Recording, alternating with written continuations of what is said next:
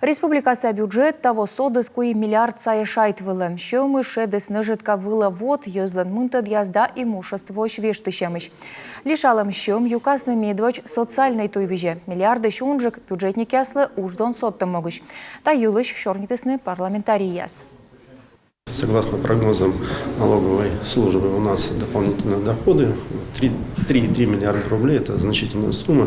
Распределяем по самым насущным проблемам, которые существуют или стоят перед республикой. Прежде всего, это выделение по линии здравоохранения 500 миллионов рублей на льготное лекарственное обеспечение.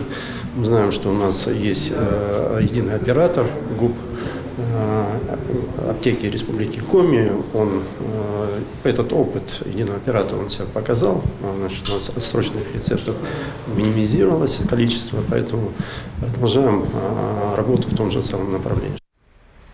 Вещи мясинмасны и вот система. Коми Республикаса Юралышлан чыктым черти вещчас спецоперация пырычичаслы транспорт вылывод.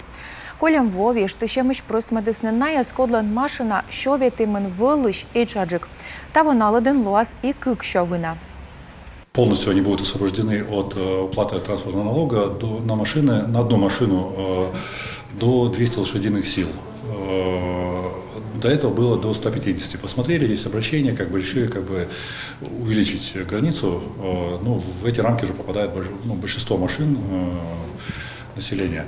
А дальше второе, это как раз УСН, потому что здесь и предприниматели очень активно прорабатывают этот вопрос, обращаются, предпринимательское сообщество, наши деловые организации, связанные с поддержкой малого и среднего бизнеса.